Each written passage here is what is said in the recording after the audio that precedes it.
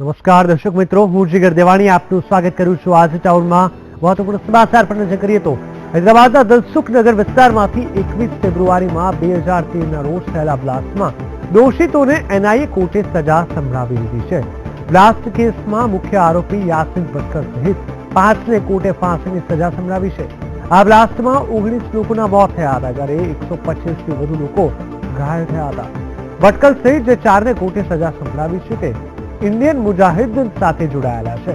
NIA કોર્ટે 13 નવેમ્બરે તમામ આરોપીઓને દોષિત ઠેરવ્યા હતા.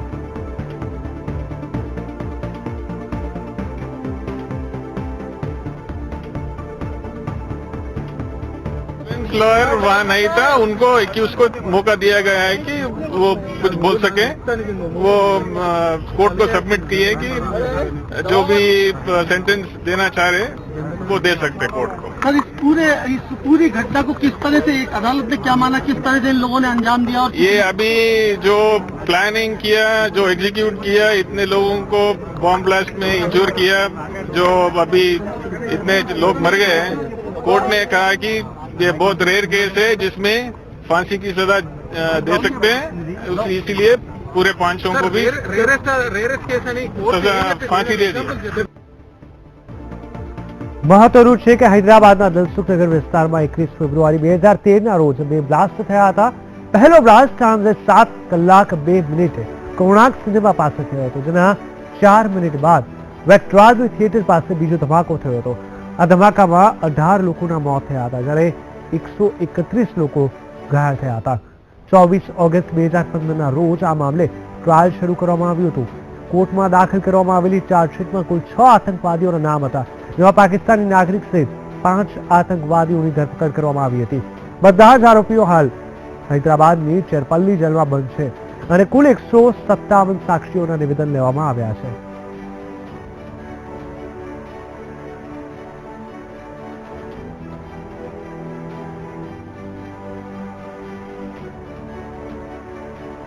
વાત કરીએ યાસીન ભટકરની, તો યાસીન ભટકર ભારતમાં ઇન્ડિયન મુજાહિદીનના મુખ્ય આકાના રૂપમાં ઓળખાય છે. આતંક વિરોધી ચાર્જશીટના આધારે ભટકર દેશમાં જર્મન બેકરી સહિત 10 આતંકી હુમલાઓમાં સામેલ છે. તો દિલ્હીના બજારોમાં થયેલા સિરિયલ બ્લાસ્ટનો પણ માસ્ટર માઇન્ડ હતો. તો મુંબઈ લોકલ, બેંગ્લોર, જયપુર, વારાણસી, સુરતમાં થયેલા બ્લાસ્ટનો પણ આરોપી છે. એનઆઈએ યાસીન પર 10 લાખ રૂપિયાનું ઇનામ રાખ્યું હતું. તો દિલ્હી પોલીસે પણ ડિસેમ્બર 2011માં 15 લાખ રૂપિયાના ઇનામની જાહેરાત કરી હતી. પહેલા યાસીન સિમીનો સક્રિય સભ્ય હતો. યાસીન ભટકર ગોરખપુરમાં નેપાલ બોર્ડર પાસેથી ઝડપાયો હતો.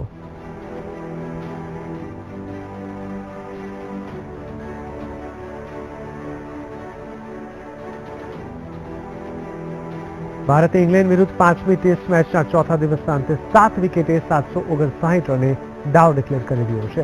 જોકે ભારત તરફથી કરુણ નાયરે અંડમ 303 રનની ધમાકેદાર ઇનિંગ રમી હતી. વિરેન્દ્ર સહેવાગ બાદ કરુણ નાયર 3મી સદી ફટકારનાર બીજો ભારતીય ખેલાડી બન્યો હતો. તો આ ટેસ્ટમાં ભારતનો સ્કોર પણ હાઈએસ્ટ સ્કોર છે, જ્યારે ઇંગ્લેન્ડે બીજી ઇનિંગમાં દિવસના અંતે વિના વિકેટે 12 રન બનાવી લીધા છે. એલિસ્ટર કુક અને જેનિંગ્સ મેદાન પર અણનમ રહ્યા હતો. ઇંગ્લેન્ડ હજુ બ્રેકબાદ સ્વાગત છે. આજે ટાઉનમાં આગળના સમાચાર પર નજર કરીએ તો સીબીએસઈ મુદ્દે રાજકોટમાં વાલીઓ છેલ્લા કેટલાય દિવસથી વાલીઓ રોષે ભરાયા હતા, ત્યારે સીબીએસઈ માન્યતા રદ થતા વાલીઓ વિફર્યા છે. રાજકોટની મોદી, ધોળકિયા, સેન્ટ મેરી અને વિરાણી હાઈસ્કૂલના મેદાનમાં ચાલતી ગોલ્ડન એપલ સ્કૂલ સીબીએસઈની માન્યતા ન હોવા છતાં વિદ્યાર્થીઓને સીબીએસઈ મુજબ ભણાવતા હતા.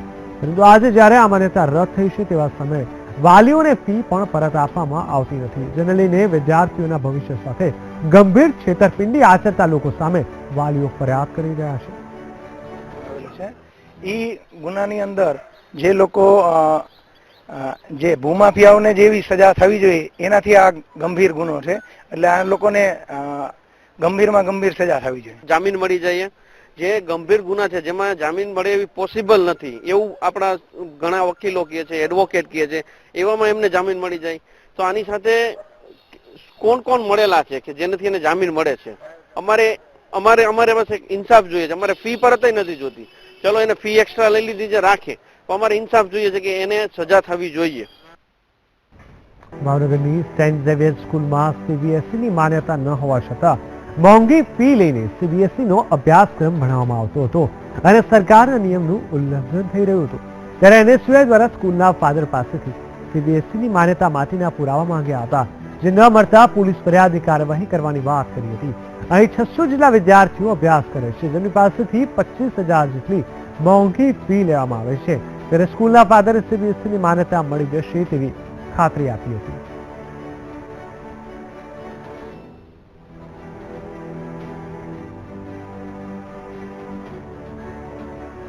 બોર્ડની એફિલિએશન માટેનું બધી પ્રોસિજર પૂરું થઈ ગયેલી છે. મારે ટૂંક ટાઈમમાં એની પરમિશન આવવાની છે. કારણ શું છે, ઓલરેડી એનઓસી લઈને અમે એની ઇન્સ્પેક્શન પૂરું થઈ ગયા છે. ઇન્સ્પેક્શન કમિટી એને હાઈલી રેકમેન્ડ પણ કરેલું છે સ્કૂલને. સીબીએસઈ સિલેબસ ચાલુ છે. સીબીએસઈ અમે ભણાવીએ છીએ અમુક ટેક્સ્ટ બુક. હજી સુધી એફિલિએશન નથી આવ્યા. ટૂંક મિનિમમ એક અઠવાડિયાની અંદર આવી છે. 10 સપ્ટેમ્બર 2011 ગુજારો દિવસ હતો. જૂનાગઢમાં સિવિલ હોસ્પિટલ અને સર્વોદય બ્લડ બેંક દ્વારા 23 થેલેસેમિયાથી પીડિત બાળકોને HIV મુક્ત લોહી ચડાવી પલ મોતની ભેટ આપી હતી. ત્યાર પછી તો આ સંખ્યા 36 સુધી પહોંચી અને તેમાંથી 9 બાળકોના તો મોત પણ થઈ ચૂક્યા છે.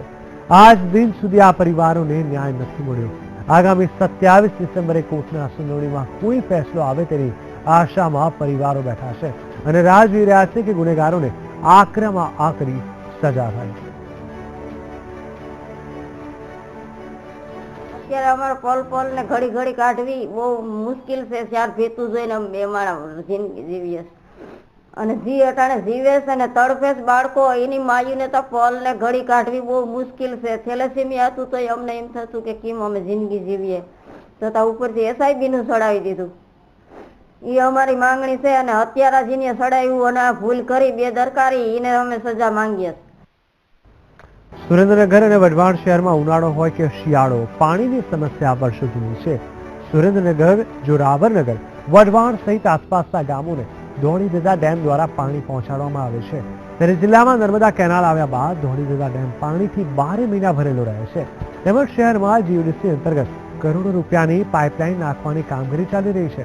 છતાં નગરપાલિકાની બેદરકારી અને આવડતના કારણે સુરેન્દ્રનગર તેમજ વઢવાણના રહીશોને 4-5 દિવસે એકવાર પાણી મળે છે.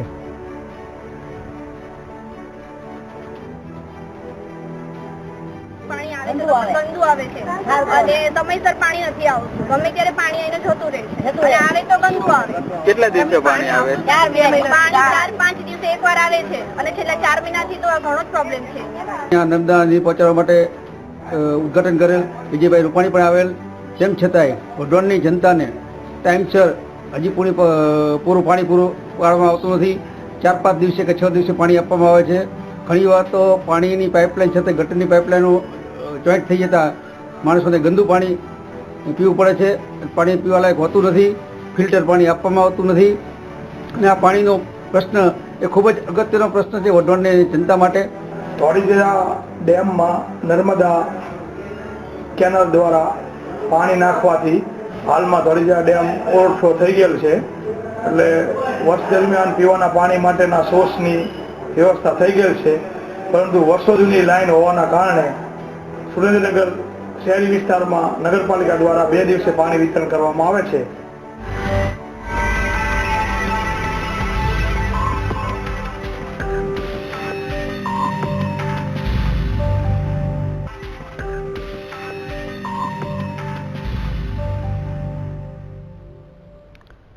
બ્રેક બાદ સ્વાગત છે. આજે ટાઉનમાં આગળના સમાચાર પર નજર કરીએ તો પોરબંદરના રાણાવાવ ટ્રાફિક પોલીસ કર્મીનો લાંચ માંગતો વિડીયો વાયરલ થયો છે.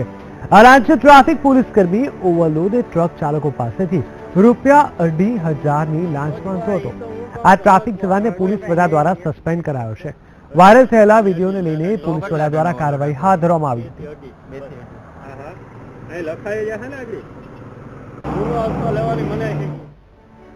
અમદાવાદમાં સરખેજ બકરવા પાસે આવેલી સિગ્નેચર બિલ્ડિંગમાં આગ લાગી હતી, જેને લઈને 8થી વધુ ફાયર ફાઇટર ઘટના સ્થળ પર પહોંચી ગયા હતા અને આગને કાબૂમાં લીધી હતી.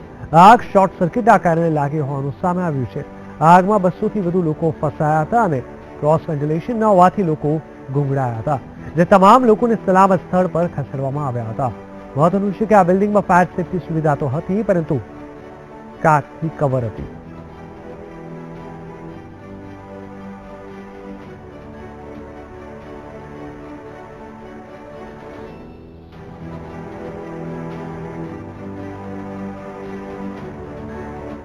સિગ્નેચર 1 એમાં કેબલ ડક જે ઉપરથી નીચે સુધી જાય છે એમાં ફાયર હતી ને દરેક ફ્લોરે એનું વેન્ટિલેશન છે, ઉપરથી વેન્ટિલેશન બંધ હતું એટલે એ કેબલ ડકમાં ફાયર થઈ છે અને એનો ધુમાડો દરેક માળે ફેલાયો હતો અને સ્ટેરકેસ ને કોરિડોર કાચથી બંધ કરી દેવામાં આવ્યા હતા. એ અત્યારે કાચ તોડી નખાયા છે ખુલ્લા. હવે એ લોકોને ત્યાં ફક્ત લોઅર્સ લગાવવા માટે તાકીદ કરી છે, પહેલે બી કરી છે ને હવે કરવામાં આવશે.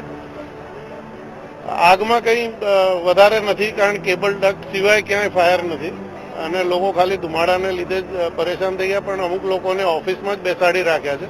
લગભગ 150 જણાને ઇવેક્યુએટ કરી દીધું. તો આજે ટાઉનમાં ફરી એકવાર સમય થઈ ગયો છે બ્રેકનો. વધુ સમાચાર જોઈશું બ્રેક બાદ.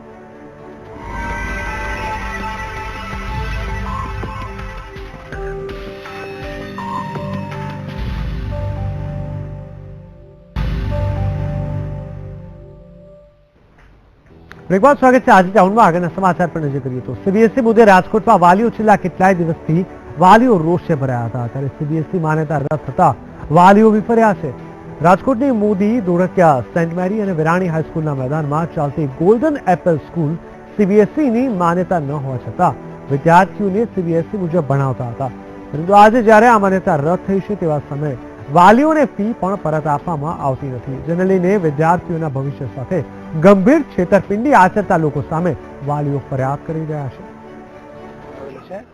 ઈ ગુનાની અંદર જે લોકો જે ભૂમાફિયાઓને જેવી સજા થવી જોઈએ એનાથી આ ગંભીર ગુનો છે, એટલે આ લોકોને ગંભીરમાં ગંભીર સજા થવી જોઈએ. જામીન મળી જાય જે ગંભીર ગુના છે જેમાં જામીન મળે એવી પોસિબલ નથી એવું આપણા ઘણા વકીલો કહે છે, એડવોકેટ કહે છે, એવામાં એમને જામીન મળી જાય. તો આની સાથે કોણ કોણ મળેલા છે કે જેનાથી એને જામીન મળે છે? અમારે પાસે ઇન્સાફ જોઈએ છે. અમારે ફી પરત નથી જોતી, ચલો એને ફી એક્સ્ટ્રા લઈ લીધી છે રાખે, તો અમારે ઇન્સાફ જોઈએ છે કે એને સજા થવી જોઈએ. ભાવનગરની સેન્ટ ઝેવિયર સ્કૂલમાં સીબીએસઈની માન્યતા ન હોવા છતાં મોંઘી ફી લઈને સીબીએસઈનો અભ્યાસક્રમ ભણાવવામાં આવતો હતો અને સરકારના નિયમનું ઉલ્લંઘન થઈ રહ્યું હતું. ત્યારે એનએસયુઆઈ દ્વારા સ્કૂલના ફાધર પાસેથી સીબીએસઈની માન્યતા માટેના પુરાવા માંગ્યા હતા, જે ન મળતા પોલીસ ફરિયાદની કાર્યવાહી કરવાની વાત કરી હતી. અહીં 600 જેટલા વિદ્યાર્થીઓ અભ્યાસ કરે છે, જેમની પાસેથી 25,000 જેટલી મોંઘી ફી લેવામાં આવે છે. ત્યારે સ્કૂલના ફાધરે સીબીએસઈની માન્યતા મળી જશે તેવી ખાતરી આપી હતી.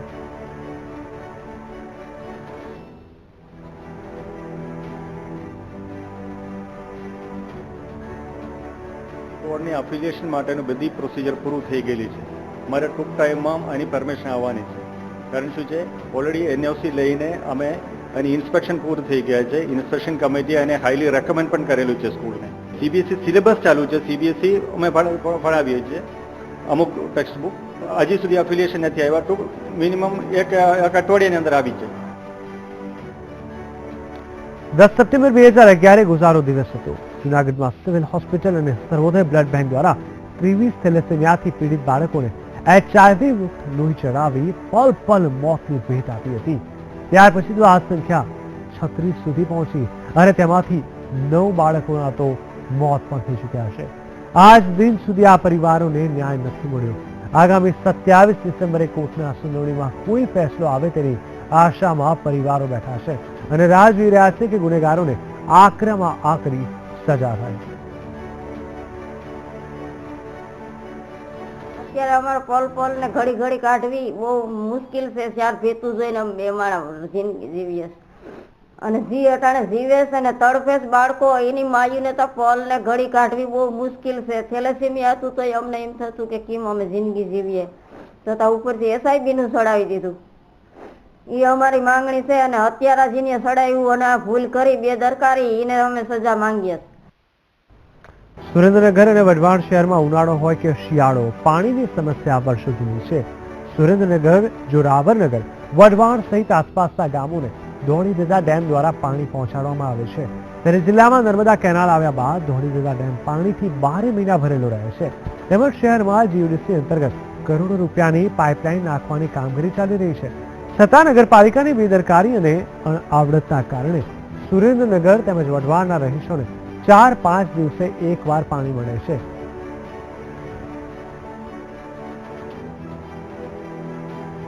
પાણી આવે છે ગંદુ આવે છે અને સમયસર પાણી નથી આવતું, ગમે ત્યારે પાણી આવીને જતું રહે છે અને આવે તો ગંદુ આવે. કેટલા દિવસે પાણી આવે? પાણી 4-5 દિવસે એકવાર આવે છે અને છેલ્લા 4 મહિનાથી તો ઘણો જ પ્રોબ્લેમ છે.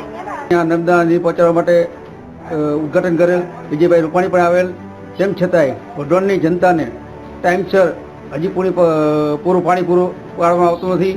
4-5 દિવસે કે 6 દિવસે પાણી આપવામાં આવે છે. ઘણી વાર તો પાણીની પાઇપલાઇન છતાં ગટરની પાઇપલાઇનો જોઈન્ટ થઈ જતા માણસોને ગંદુ પાણી પીવું પડે છે. પાણી પીવાલાયક હોતું નથી, ફિલ્ટર પાણી આપવામાં આવતું નથી અને આ પાણીનો પ્રશ્ન એ ખૂબ જ અગત્યનો પ્રશ્ન છે વઢવાણની જનતા માટે. ધોળીધરા ડેમમાં નર્મદા કેનાલ દ્વારા પાણી નાખવાથી હાલમાં ધોળીધરા ડેમ ઓવરફ્લો થઈ ગયેલ છે, એટલે વર્ષ દરમિયાન પીવાના પાણી માટેના સોર્સની વ્યવસ્થા થઈ ગયેલ છે. પરંતુ વર્ષો જૂની લાઈન હોવાના કારણે સુરેન્દ્રનગર શહેરી વિસ્તારમાં નગરપાલિકા દ્વારા 2 દિવસે પાણી વિતરણ કરવામાં આવે છે.